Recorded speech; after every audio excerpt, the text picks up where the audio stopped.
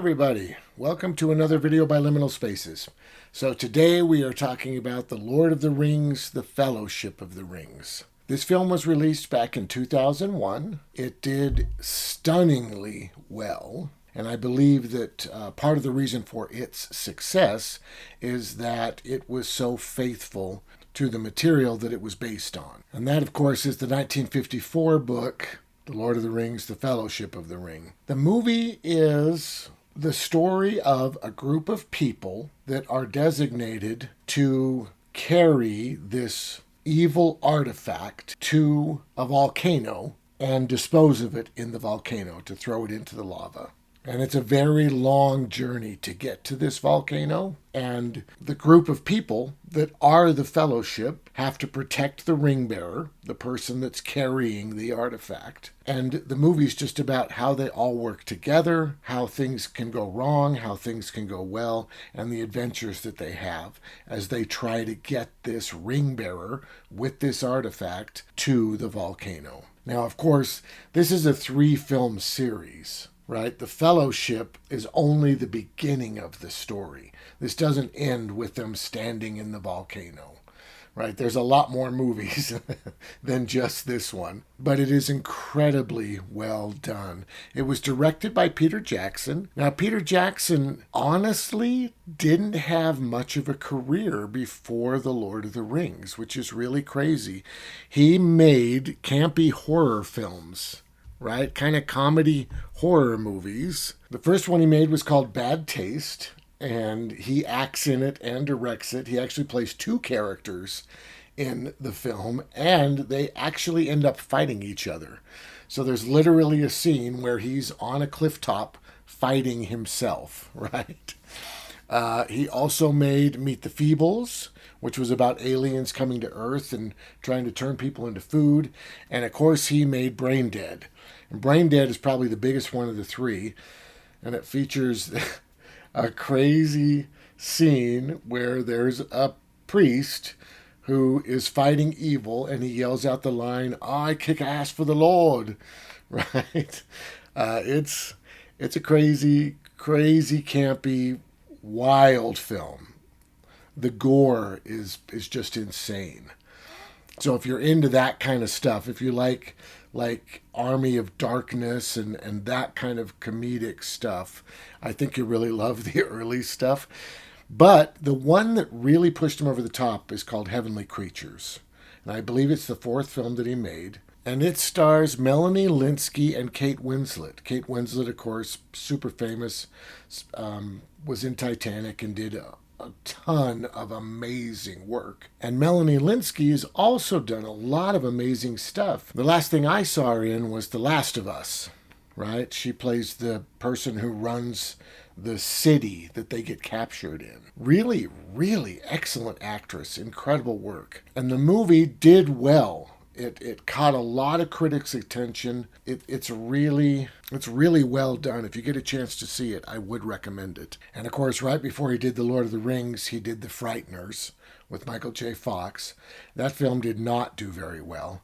But Peter Jackson and a couple other people actually created an effects studio in New Zealand, which they used to do all the special effects in these later films.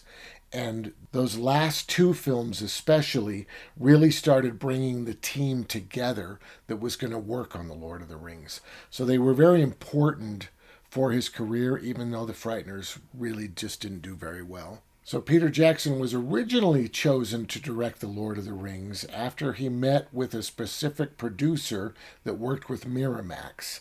And the producer liked him, and they decided to do a 2-film version of the 3 books. But as the talks went on, Miramax started talking about actually just compressing it down to 1 film, which I'm so thankful that they didn't do. After, of course, what happened to David Lynch with Dune, I think that the industry was becoming aware. A lot of it was because of Star Wars, of course. Star Wars, being that original trilogy, was so successful. I think that part of Hollywood understood the power of that, but another part of Hollywood hadn't caught up yet. And Miramax just wasn't there. So fortunately, Peter Jackson kept shopping the idea around and ended up actually signing with New Line Cinema. And they wanted a 3-film deal, which thankfully is how it worked out, because this really needed to be that. I mean, it's insane. The theatrical releases, I think, were almost 3 hours long. But if you watch the extended versions that came on the DVD originally and have been subsequently released, of course, they're like 4 hours each. Like, it's a 12-hour saga, you know? And to make that into one movie would just be insanity. So I'm very thankful that it worked out the way that it did and that New Line Cinema picked it up. And of course, they did all of their production in New Zealand. The special effects company was already built there. They had all their people already working there. Peter Jackson had his crews there and everything. All they had to do was get the cast together. And it is an epic cast. It's a large group of people. I'm going to read through the list here. I'm going to put up pictures of them. I'll try to choose pictures that are from other things that they've done so that you can see other facets of these actors, but this is a crazy list. So we've got Elijah Wood, Ian McKellen. Ian McKellen, of course, massively famous. My favorite thing by Ian McKellen is probably his Richard III. They made a film of that, which is great. Liv Tyler, Viggo Mortensen. So I know Viggo Mortensen from a film called The Reflective Skin, which is the craziest, strangest movie that I've ever seen. I really love it, but it's so dark and so strange. It's quite a film, and that's how I originally became aware of him. But then, of course, he went on and did some Cronenberg films after Lord of the Rings, right? He was in Eastern Promises, that kind of action stuff that Cronenberg was doing. And he's stuck with Cronenberg. I believe he's in Cronenberg's latest film, actually. But that's Viggo. He's fantastic. Sean Astin, he was from Goonies, I believe. That's where I first saw him, I think. Cate Blanchett, who's just fantastic. Anything she does is fantastic. John Rhys Davies. I love John Rhys Davies. Of course, you've got Indiana Jones, but also Flash Gordon. Just incredible, incredible actor. He's the greatest. Billy Boyd. I'm not going to say these names right. I'm sorry. Dominic Monaghan. He's from Lost. You'd recognize him from Lost, I think. Orlando Bloom. Christopher Lee. Christopher Lee's in this movie, which is awesome. I'm going to try to put up a couple pictures of him because he's great. He's truly, truly great. Hugo Weaving. Sean Bean. Ian Holm. Ian Holm, of course, very famous, great actor. Awesome. And Andy Serkis. Now, I'm going to talk about him a little bit later because there's a couple innovations from this film that are really incredible, and Andy Serkis is a big part of that. So I want to talk just a tiny bit about the cinematography, of course. The reason that I love fantasy so much is because it's gorgeous to watch, and I've realized in making this video that my definition of fantasy is very small. It's very specific. Like for me, fantasy really is literally orcs and goblins fighting dwarfs and elves in the woods. You know, like that's fantasy for me, which is just ridiculous, right? I was like, man, there's no other fantasy movies. What's going on here? And I just had to realize that there's a ton of fantasy, but you have to expand it just a little bit, you know?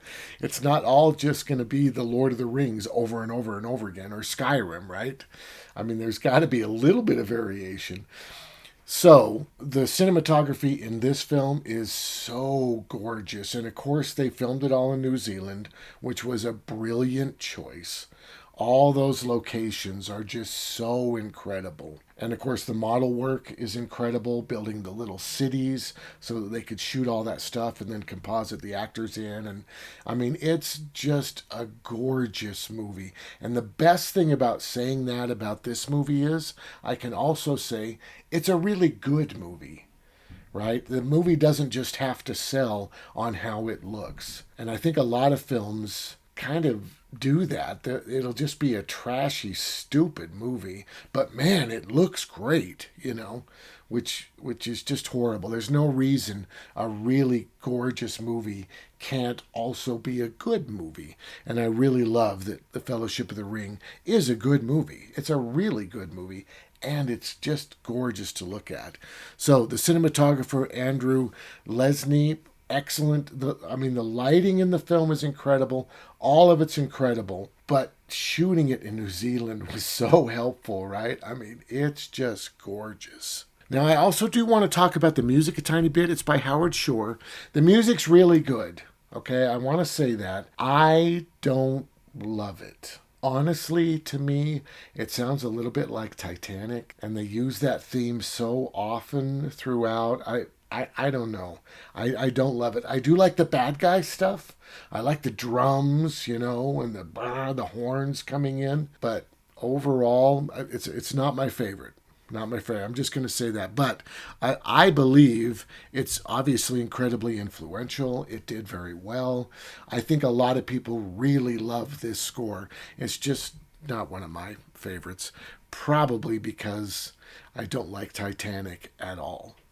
Right? So it's probably more me than the music itself. All right, so that's cast and crew. Now I want to tell you, I watched the film on this one. This is the 4K version, right? It's got the original theatrical version and it's got the extended versions. But there's no special features on this. Now, I do strongly recommend, of course, that you pick this up because it's 4K and it looks gorgeous. But I also have to say, they also did the same thing for The Hobbit, so you should pick this up as well, of course. But these original DVDs have a documentary on them that is all three of them combined. The documentary is literally, I think, 18 hours long. It's incredible. If you're interested at all in the making of and all that kind of stuff, you also have to get these three versions. You got to get, this is just the Fellowship. So you've got to get the Two Towers and you've got to get the Return of the King.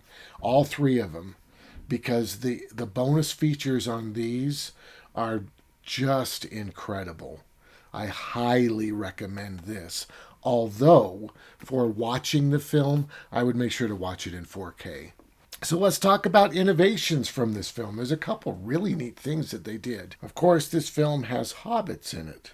And hobbits are supposed to be much smaller than humans. It also has dwarfs in it. Dwarfs are supposed to be in between the size of hobbits and humans. And Peter Jackson didn't take that into account when he was casting his actors. He just grabbed people that he liked. Then they had to rescale everyone based on what type of character they were playing. So they had to use all kinds of really wonderful film tricks in order to create this size difference in the actors. They had stunt doubles, of course, that were smaller people. They could get children or they could get smaller people and they could dress them the same. They even went so far as to make masks of the actors that these stunt doubles would wear so that they kind of looked like the people that they were representing. They also built multiple strange sets, like Bag's End, where Bilbo lives in the Shire. They built two of them. They built one that was really small that the wizard could go into so that he was huge and bumping into things as he was moving around. And then they built a regular size one that they would put the actor who played Bilbo in because it should look regular for him, of course. And then they would have to composite them together, right? They would have to film one of them doing their thing in their specific building, and then film another one doing their thing in their specific building, and then mesh those two films together so it looked like they were in the same shot, which is really a neat thing. And the most innovative thing that they did, I think, was doing forced perspective. Right? And the idea of forced perspective is, of course, if you put something really close to the camera, it looks much larger than something that's really far away from the camera. Now, the way that the human eye tells how far away something is basically by focus. If you look at something that's close to you, everything else is out of focus. Now, it's not hugely dramatic, of course, right? But just barely. Everything's just a little bit blurry, except for exactly what you're looking at. And that's what gives us kind of a sense of perspective, an idea of how far away things are compared to each other. But in a film, you can use deep focus. You can put everything in focus.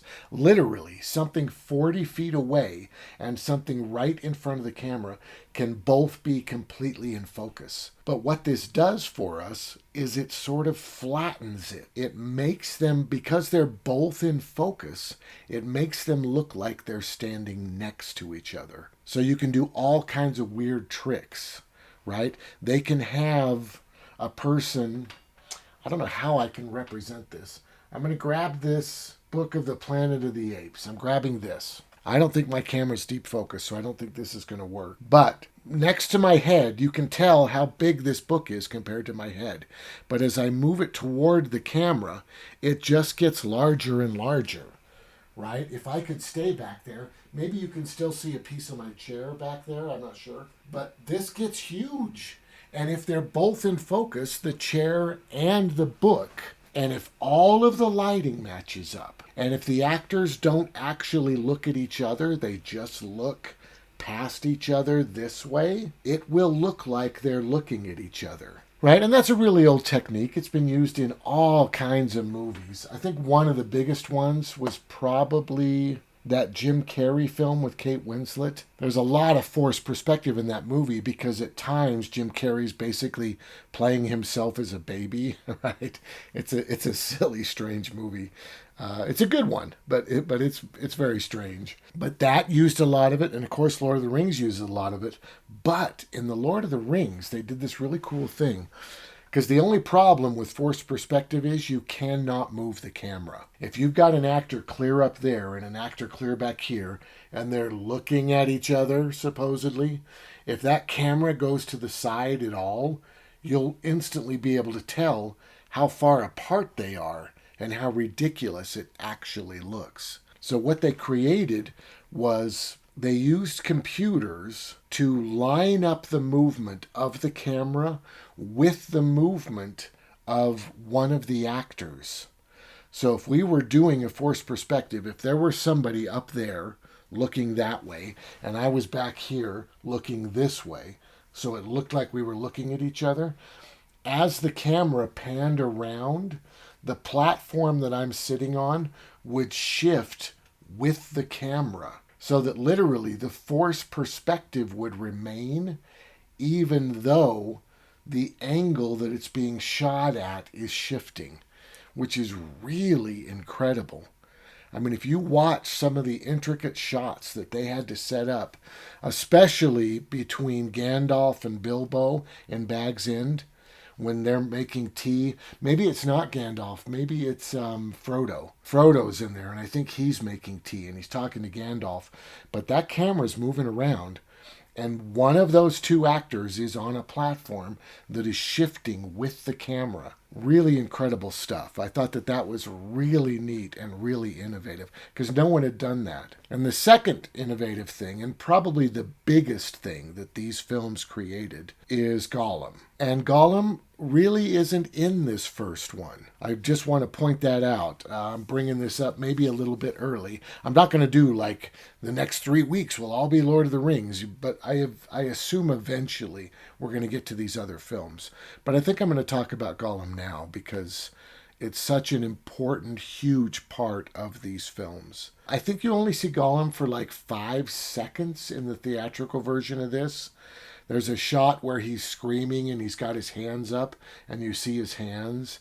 And then there's another part where you realize that Gollum's following them and they just show his face and he's got these amazing glowing cat eyes, like just reflecting in the light. It's really a cool, weird, creepy shot. Very cool.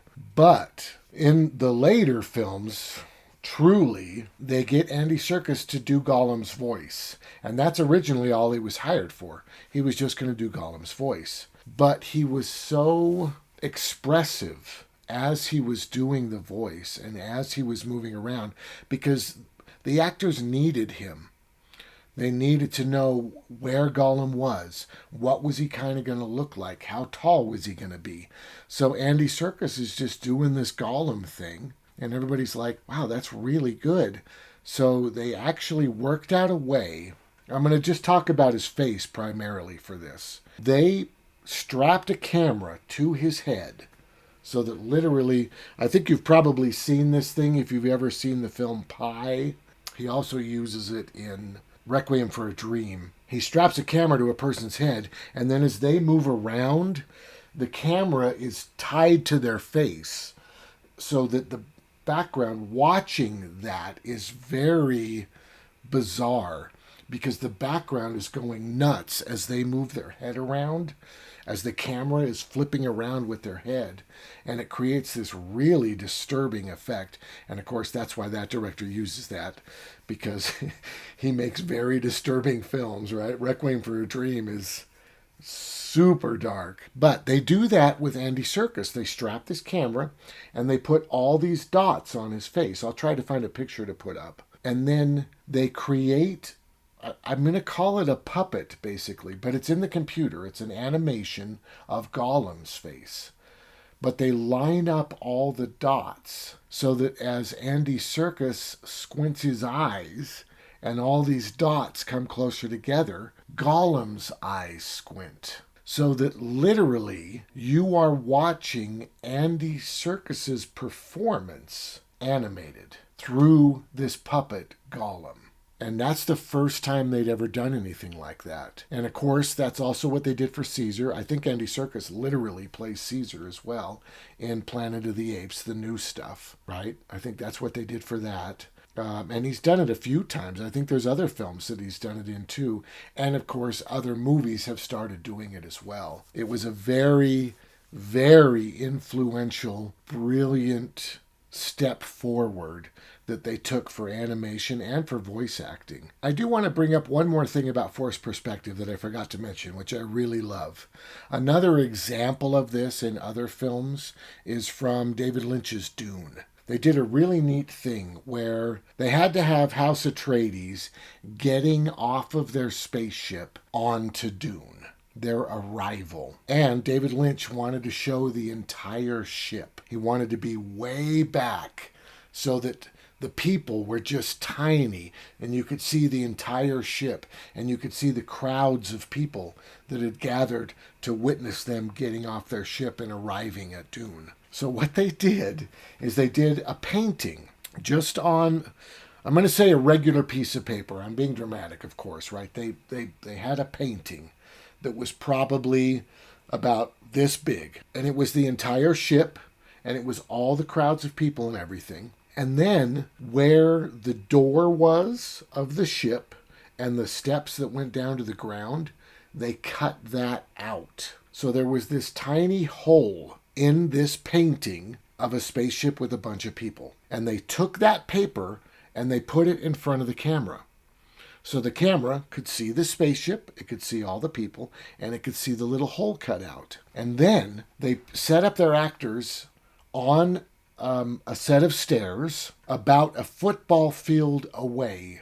And they lined up the whole of that paper with the steps and the actors standing on the steps. They probably had a black cloth behind them because you couldn't really see into the ship, right? So they had a black cloth, all of them standing there on these little stairs, And when they said action, the actors just walked down the stairs.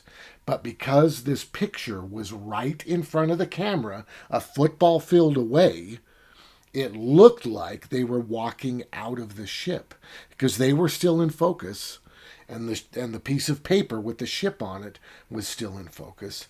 It's a brilliant, very cool shot.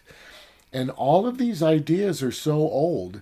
My brother and I were talking about this, and Chris, of course, is very academic, right? He's incredibly well read. He's a brilliant teacher, but he doesn't do movies, right? He doesn't study film. So we were talking, and he has this little table that he loves, and he puts this little table next to him in his videos. I'm sure you guys have seen it. He likes to set his books on it and stuff. And he's like, I'm so mad because I love this little table, but I can't use it in my videos because it's too low. When I put my stuff on it, it's not in the frame. It's clear down here. Nobody can see it. And not only that, I want them to be able to see the stuff that's on the table, but I want them to be able to see the table because I love this table. And I was like, oh, well, put something under it. And he was like, what? Right? Because he wasn't conceiving that it doesn't matter what everything looks like around you when you're filming. It only matters what the camera sees. Right? The room around me is kind of a mess. Jared is going to start a YouTube channel of his own. So this room has been, I mean, it's kind of messy, to be honest, because all the stuff from over here has been shifted out so that Jared could have a filming space over here. So I really appreciate the in-camera effects that were used in this film. And I appreciate the new innovations that this film helped create. It's an important movie. All three of them are. They're massively important. And they really, I believe, changed the landscape. You know, because Star Wars, it is possible that we could have got today's Dune without The Lord of the Rings. Because Star Wars does exist, and Star Wars has done very well. Trilogies are good, right? I think we've gotten to that point, but I'm not positive.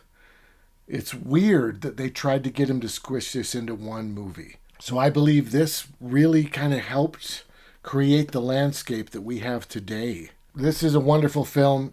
If you haven't seen The Lord of the Rings, you really, really need to see it. It's really great. If you like fantasy and horror and science fiction, you must see this, absolutely. I'm sure all of you have seen it. It was so huge, so huge. But of course we had to cover it. I highly recommend it, obviously. Definitely check it out. Last thing I want to talk about is changes. This is not extensive at all, okay? I really only have one example.